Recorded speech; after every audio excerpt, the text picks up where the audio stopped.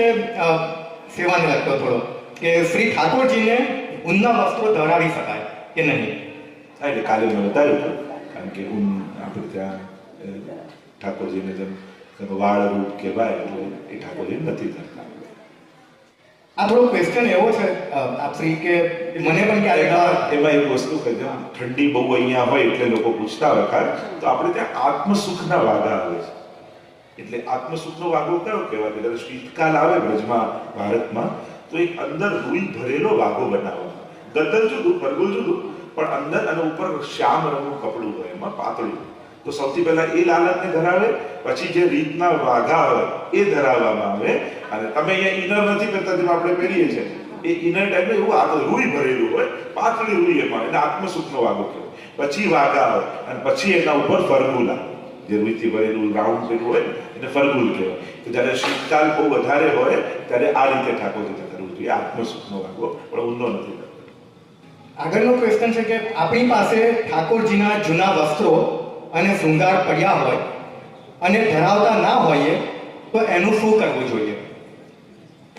એટલે જેમ પહેલા આપણે જલમાં અને પધરાવતા, અહીંયા તો પોસિબલ નથી, ત્યારે એવું કાંઈ બી હોય તો બને તો ઘરની પાછળ કોઈ ક્યારો હોય તો એમાં ખોદી અને એના પછી એમાં જમીનમાં પધરાવી દેવું.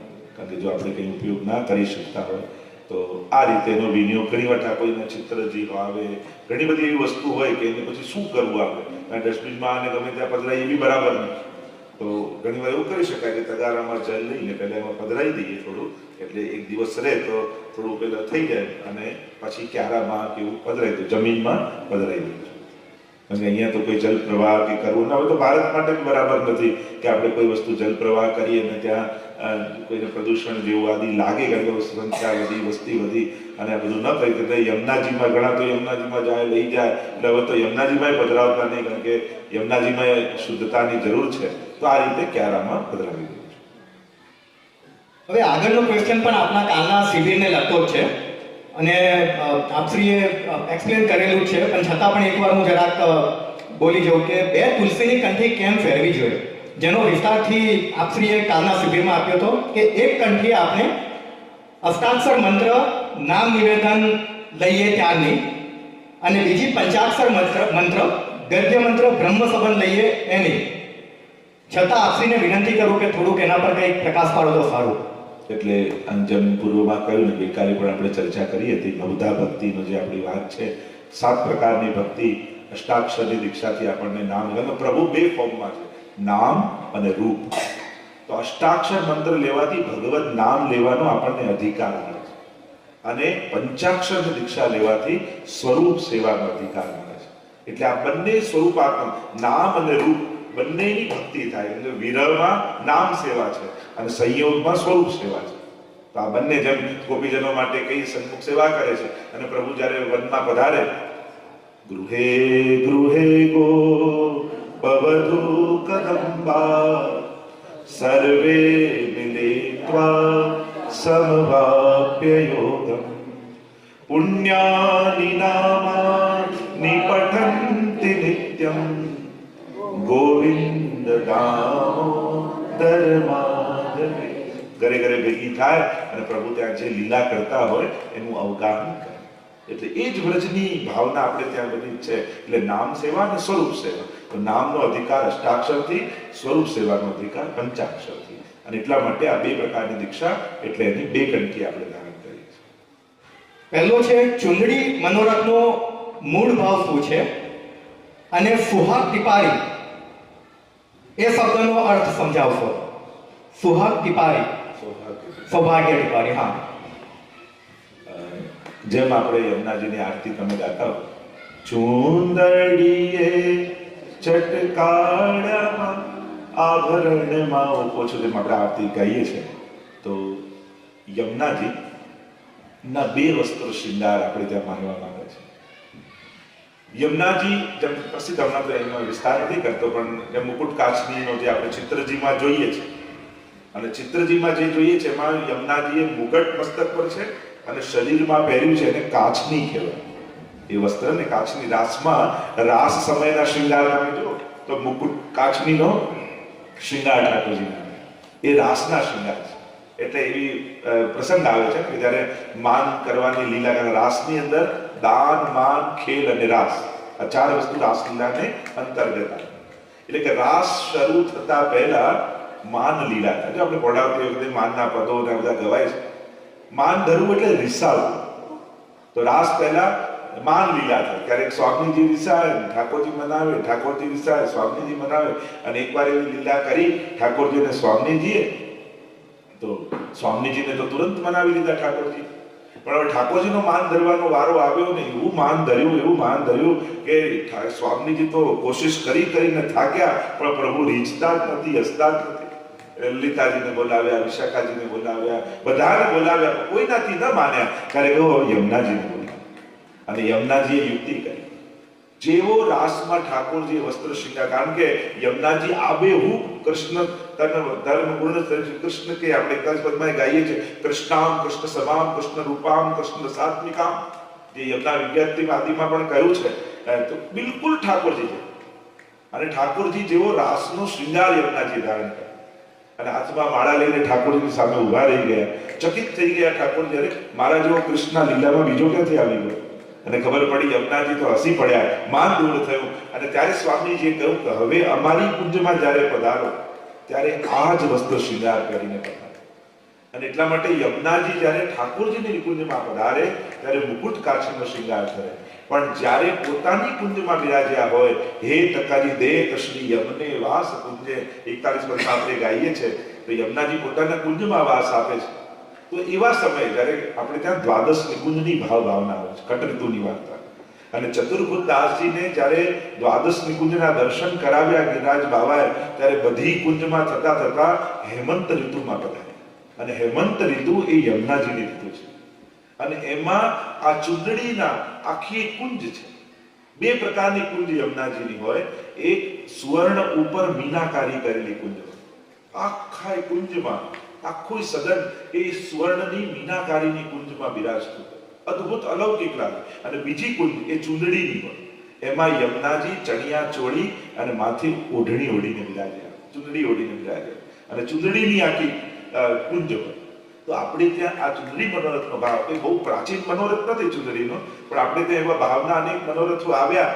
અને એ પ્રકારે કારણ કે આપણે ત્યાં ચૂંદડી ઓઢાડીને નક્કી કર્યું, આપણે કરીએ એટલે આ સૌભાગ્યનું પ્રતીક માનવામાં આવે કે ચૂંદડી ઓઢાડો એટલે એના સૌભાગ્યનું સૂચક થયું. તો યમુનાજી સદા સૌભાગીન છે એટલા માટે ચૂંદડી ઓઢાડવામાં આવે. આ સૌભાગ્ય ટીપારો કહીએ ને, તો આપણે ત્યાં સૌભાગ્ય ટીપારામાં જેમ સિંદૂર હોય, મહેંદી હોય, ચૂડી હોય, એટલે સૌભાગ્યના જેટલા ચિહ્નો છે.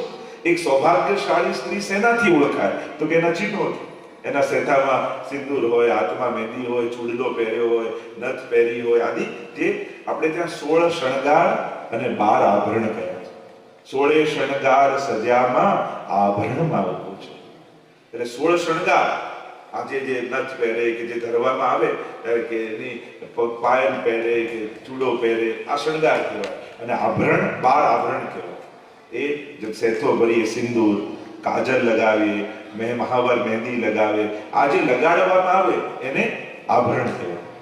તો આમ આ સૌભાગ્ય ટીપારો જે કહીએ છે, તો આ સૌભાગ્યના ચિહ્નો. એટલે ચૂંદડી મનોજર યમુનાજીને ચૂંદડી ધરાવીએ ત્યારે આ સૌભાગ્ય ટીપારો શ્રી યમુનાજીને ધરવામાં આવે. અને યા પછી રોટીજીમાં એમના શૃંગાર કર્યા હોય તો એ સૌભાગ્યના બધા ચિહ્નોને ધરવામાં આવે. તો આ સૌભાગ્ય એટલે ભાગ્ય સૌભાગ્ય શ્રી યમને જુદે, આપણે 41 પદમાં ગાઈએ છીએ કે ભક્તોને ભાગ્ય અને સૌભાગ્યના દાત્રી શ્રી યમુનાજી છે.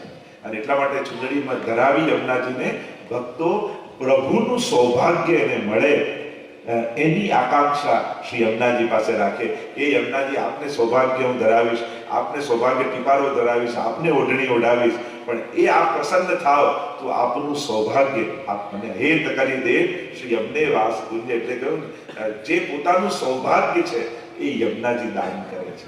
અને એટલા માટે એ ભાવનાથી ચૂંદડી મનોરથ અને સૌભાગ્ય ટીપારો યમુનાજીને ધરાય છે. હવે જ્યારે યમુનાજી પર વાત ચાલી જ રહી છે, તો બીજો એક ક્વેશ્ચન મારી પાસે આવેલો છે કે યમુનાજીની આરતી સાંજે 7 વાગ્યા પછીથી બોલાય કે ના બોલાય? સુરા સુરસુપૂજિત સ્મરપિતુ શ્રી યમ પ્રતિમ. એટલે તમે યમનાષ્ટકમાં એ જુઓ, તવાષ્ટકમિદં મુદા પઠતિ સૂર સદા, એટલે સદાય જાપ કરે. અને એટલા માટે એવું કોઈ વિધાન નથી કે 7 વાગ્યા પછી આરતી ન બોલાય કે યમનાષ્ટક ન કરાય. આપણે ત્યાં તો સદા કરવું છે. છોડવું હોય ને તો પૂછવું, કરવામાં પૂછવાની જરૂર જ નથી. મહાપ્રભુજી કે વદન વિરેવ સતતમ સ્થિર વિત્તે બેમતી. મહાપ્રભુજીનું વચન યાદ કરો. એક ચૈતન્ય મહાપ્રભુજી મળ્યા તો ચૈતન્ય મહાપ્રભુએ કહ્યું કે એકવાર ગાયના સિંગ ઉપર રાઈનો દાણો રે એટલી વાર પર પ્રભુને યાદ કરે તો એના પર કૃપા થાય. મહાપ્રભુજી બિલકુલ સાચી વાત. પણ ગાયના સિંગડા પર રાઈનો દાણો રે એટલી વાર પણ પ્રભુનું નામ ભૂલે ને તો કલયુગ પ્રવેશી જાય. એટલે મહાપ્રભુજી તો છોડવાની ના પાડે. વદન વિરેવ સતતમ, સતત જપતા રહો. કિશોરીભાઈ અખંડ આખું યમનાષ્ટક પણ ભૂલી ગયા હતા. વિશુદ્ધ મથુરા તટે સકલ ગોપ ગોપી વૃતે કૃપા જલધિ સંશ્રિતે મમ મનઃ સુખમ ભાવ. બસ અડધો શ્લોક જપતા, એટલે જપ્યમ જપ કહ્યું છે. જપ્યમ કૃષ્ણ પ્રસાદજી એમાં પણ કહ્યું સર્વોત્તમજી માટે. અને જપ એને કહેવાય જે સતત થાય, વારંવાર થાય. અને એટલા માટે એવું કોઈ વિધાન નથી કે 7 વાગે. હવે 7 વાગે તમે ક્યાંના 7 વાગે? ન્યુઝીલેન્ડના? હવે ટાઈમ ઝોન પ્રમાણે જો ગણવા જાઓ તો 7 વાગે ક્યારે શ્રમ પડે એમના? એ તો આપણે ત્યાં તો કહ્યું ને, નેહ કારણ શ્રી યમને પ્રથમ આઈ ભક્ત કે ચિત્ત કી વૃત્તિ સબ જાન કે તાતે અતિ આતુર જુધાઈ. એ તો દોડીને ઠાકોરજી આવ્યા એના પહેલા યમનાજી દોડીને આવ્યા. કારણ કે ભક્તોને જાણે છે ક્યાંક સંસારમાં ભટકી ન જાય, અને એટલા માટે ભક્તોને ભક્તિમાં પકડી રાખવા શ્રી યમનાજી ભૂતલ પર પધાર્યા છે. એટલે એટલા માટે એવું કોઈ વિધાન નથી કે આટલા વાગ્યા પછી ન બોલાય કે આટલા વાગ્યાથી બોલાય. સતત બોલવું. હા, પાઠ અને સ્તોત્રનો એક એવો વિવેક છે, કારણ કે આપણે ત્યાં એને સ્વરૂપાત્મક કહ્યું છે. એટલે ઘણીવાર અશુદ્ધ અવસ્થા આદિમાં હોય કે બૂટ ચપ્પલ આપણે પહેરીને ઘણા એમ બી પૂછે કે એમ કારમાં કરવાનું કહો છો, તમે તો બૂટ પહેર્યા હોય તો કરાય કે આ રીતે ચાલતા ફરતા કરાય. તો જ્યારે આપણે એવી સંજોગ લાગે કે બહુ વ્યવસ્થિત નથી, ત્યારે ઉચ્ચારણ નહીં કરો, ત્યારે મનમાં એનો પાઠ કરો. કારણ કે સ્વરૂપ પ્રગટ ઉચ્ચારણ દ્વારા થાય. ત્યારે મનમાં કરવું, ઉચ્ચારણ નહીં કરવું. જ્યારે વ્યવસ્થિત ત્યારે ઉચ્ચારણ કરવું. પણ એવું કોઈ વિધાન નથી. એટલે ઘડિયાળ જોઈને પાઠ કરતા જ નહીં, આપણે પોતાના નિયમ જોઈને પાઠ કરે. कृष्णदास अधिकारी की ही दे छूटी और अधिकार बिना चलेगी नाही, सो हम कौन को अधिकार देगे बिगाट करे. તો બિગાટ શબ્દ કેમ વાપરવામાં આવ્યો છે? એટલે ઘણી એમ તો આખું આધિદૈવિક પ્રસંગ છે. કૃષ્ણદાસ અધિકારીએ કેમ ગુસાઈજીને રોક્યા, લીલામાં કેવો પ્રસંગ થયો, એ લીલાનો પ્રસંગ વાંચો તો આધિદૈવિક. પણ વ્યવહારિક જગતથી જો આને વિચાર કરીએ, આ વાર્તામાં સમજવાનું એ છે કે ઘણી વાર આપણને લાભ મળતો હોય છે, ઘણી વાર આપણને સ્થાન અને અધિકાર પ્રાપ્ત થાય, પણ એ સ્થાન ઉપર આપણે બેસીએ એનો વાંધો નહીં, પણ એ પદ આપણા માથે ન બેસી ગયું. એને શું કહેવાય? પદ એટલે પગ કહેવાય. એટલે પગ પાસે બરાબર છે, પણ માથે ચડી જાય ને તો એ જ પતનનું કારણ થઈ જાય. અને એટલા માટે કૃષ્ણદાસ અધિકારીના પ્રસંગમાં એ સમજવાનું કે જ્યારે કોઈ અધિકાર યા લાભ આપણને, ગોપીઓના રાસમાં તમે જુઓ ને, સૌભાગ્ય મદ આવી ગયું. એટલે અહંકાર તો એવો છે ને કે ક્યારે કયા કપડાં પહેરે. એટલે અહંકાર કોઈ લૌકિક પદાર્થનો હોય એવું જ ના હોય, અલૌકિક નો હોઈ જાય. સારી સામગ્રી બનાવવાનો થઈ જાય, સારા શૃંગાર કરવાનો થઈ જાય, સારા કીર્તન ગાવાનો થઈ જાય, સારી ટહેલ કરવાનો થઈ જાય, સારી વ્યવસ્થા કરવાનો થઈ જાય. એટલે જાગ્રત એ રહેવું કે સેવા કરતા કરતા મને અધિકારનો અહંકાર ના આવી જાય, નહીં તો મારો બગાડ થઈ જશે. આ સેવા એ મારું સમાજ ઉપર કે ઠાકોરજી પર ઉપકાર નથી, પણ ઠાકોરજીનો મારા પર ઉપકાર છે કે મને એના માટે આપે પસંદ કર્યો.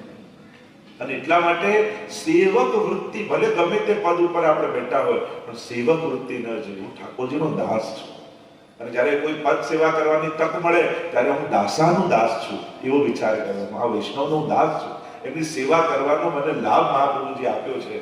સતત એટલે સેવા એ મારો કોઈના પર ઉપકાર નથી, પણ ઠાકોરજીનો મારા પર ઉપકાર છે કે આટલા લોકોમાંથી ઠાકોરજી મને પસંદ કરે. કારણ કે આંખ ભગવાન બધાને આપે છે, દરેક આંખને દર્શન નથી મળતા હોતા.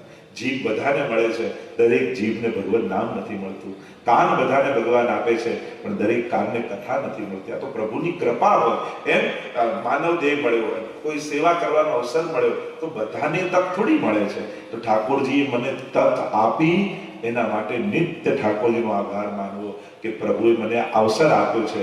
પણ અને ઠાકોરજીને રોજ કહેવું કે મને ક્યારે પણ મારી સેવા કરવાનો અહંકાર નથી જાય, એવી કૃપા પ્રભુ કરજો. તો આ સાર કૃષ્ણદાસ અધિકારીની વાર્તામાં છે. વિશાળજી વિચાર કરે કે જીવ સાધારણ છે, એને મદ આવી જાય તો એમ થાય કે હવે કોને હું પદ ઉપર રાખું કે એને અહંકાર ના આવી જાય, એનો બગાડ નથી. કારણ કે આપણે સાધારણ જીવ છીએ એટલે તુરંત વ્યક્તિને, એટલે આપણા કોઈ વખાણ કરે ને તો એ વખાણ રૂપે નહીં લેવા, અપેક્ષા રૂપે લેવા. કે જો સમાજ મારી પાસે આ અપેક્ષા રાખે છે, વખાણ કરનારો મહાન છે, કારણ કે એની અંદર ગુણ જોવાની વૃત્તિ છે, એટલે મારા ગુણ દર્શન કરી મારી પ્રશંસા કરે છે. જો એની અંદર ગુણ જોવાની વૃત્તિ ન હોત તો મારે એમની ગુણ દેખાય.